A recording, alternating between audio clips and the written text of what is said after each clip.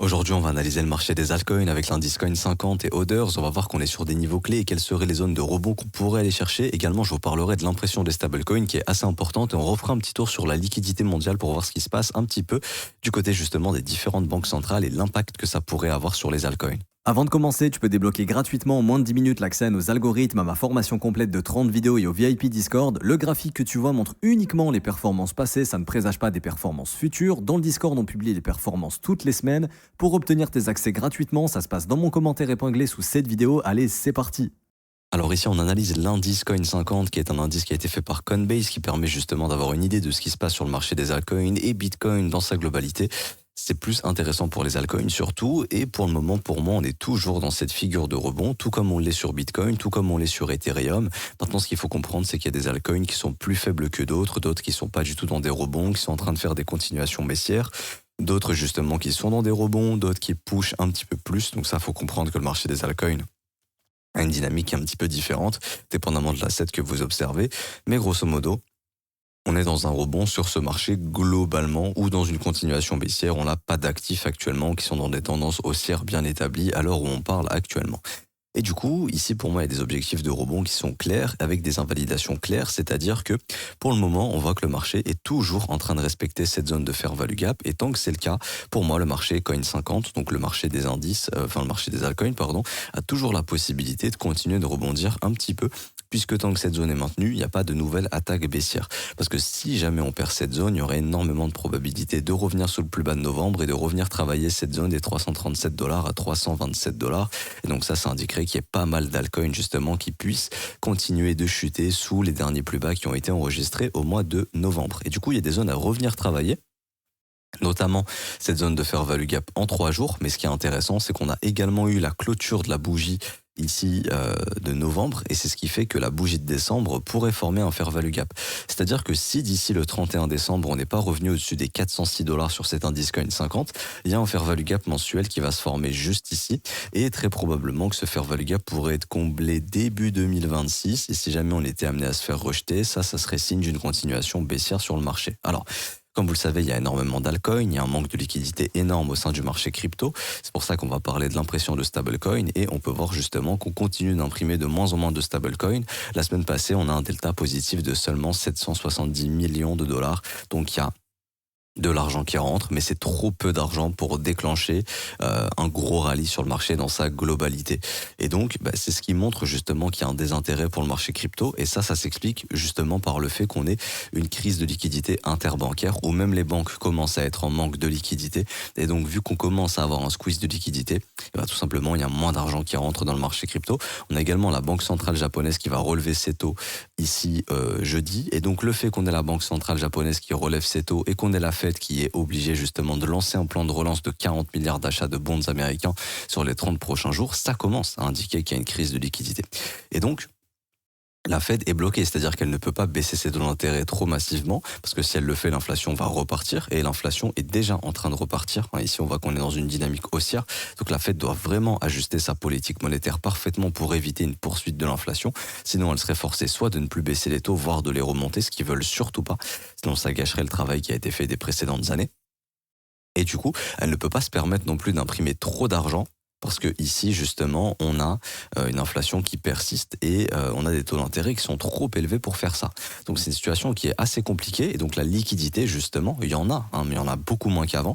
La liquidité se dirige dans des actifs qui performent, notamment le gold, silver par exemple, qui sont dans des tendances haussières, ou sur les indices américains grâce au secteur de l'énergie, l'intelligence artificielle, la tech, donc tout ce qui se fait plus ou moins en bourse et ce qui se fait pas en crypto.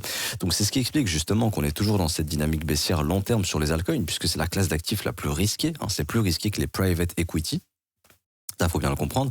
Alors, c'est quoi les private equity? En gros, c'est des boîtes qui sont pas du tout encore listées en bourse, qui ont besoin de financement et qui ont un business plan et qui pourraient exploser à terme. Et du coup, on investit au début de l'entreprise. En gros, on finance un petit peu l'entreprise contre des parts.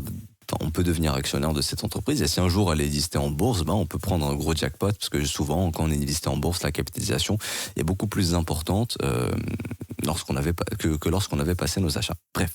Et du coup, même ce secteur est beaucoup en difficulté.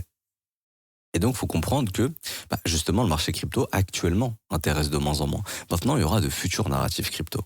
Moi, je pense personnellement qu'au cours des prochaines années, les États-Unis vont probablement se faire une réserve stratégique, d'autres pays vont s'en faire. Je ne pense pas que les États-Unis achèteront directement. Je pense qu'en fait, ils vont simplement, pour attirer des investisseurs de dette, émettre backer du Bitcoin sur leur dette. Par exemple, vous achetez des bonds américains, 10% de ces bonds seront backés sur du Bitcoin. Donc en fait, tout simplement, avec cet argent-là, les États-Unis pourront acheter par exemple du BTC et backer leurs bonds avec 10%. Ça peut être une idée. Ça avait déjà été, l'hypothèse avait déjà été proposée il y a de ça 1 an, il me semble. Et je pense que ça pourrait être un des narratifs. Maintenant, pour l'instant, ce n'est pas le cas.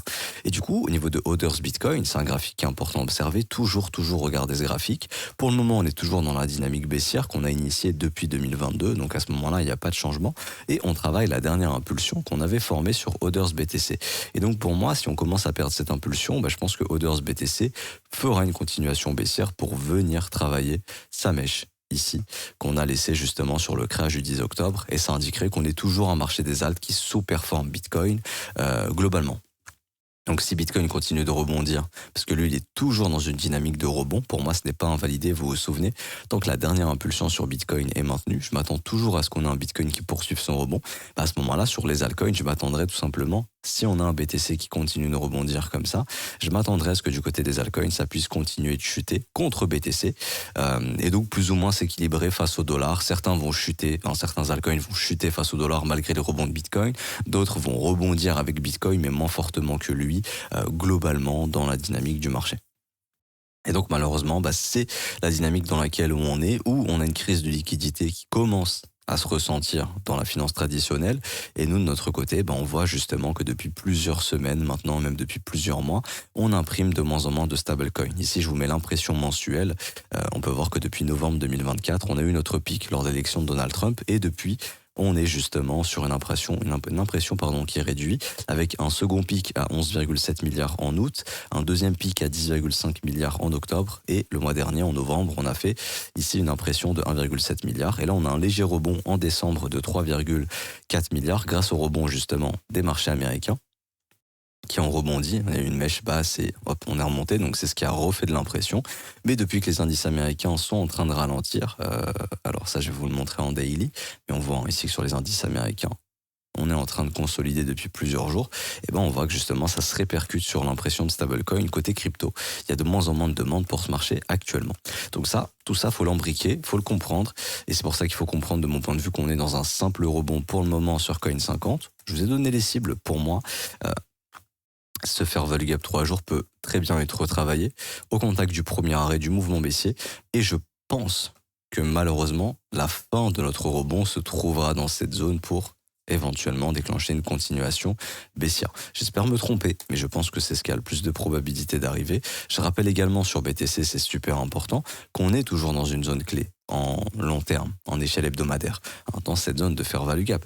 C'est-à-dire que tant que Bitcoin maintient cette zone de FVG weekly, on peut pas s'attendre à une grosse continuation baissière du marché des altcoins. C'est vraiment la zone qu'il faut absolument maintenir. Par contre, si Bitcoin vient dans cette zone de FVG weekly et finit par se faire rejeter, et ensuite qui casse la zone de fair value gap weekly, là il y a une continuation baissière sur BTC qui arrive, et donc ça, le marché des alts sera impacté sur cette continuation baissière.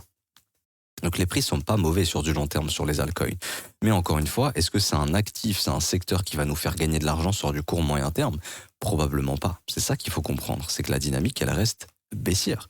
Que ce soit Coin50, que ce soit sur Hodder's BTC ou même Hodder's. Ça, faut bien le comprendre. Quand je place mon argent dans quelque chose, je veux qu'il me rapporte quelque chose. À moins que ce soit sur du très long terme. C'est-à-dire que ici, en fait, si vous achetez des alts, et dépendamment des alts que vous achetez, oui, on peut spéculer sur, et je pense que ça réarrivera, je pense qu'on explosera les ATH de 2021 sur cet indice et qu'on reverra un marché des altcoins au-dessus des ATH. Mais la question, c'est est-ce que les altcoins que vous achetez maintenant retourneront au-dessus de votre prix d'achat? C'est ça la question qu'il faut se poser. Ça dépend des actifs que vous avez achetés, de leur dynamique, etc.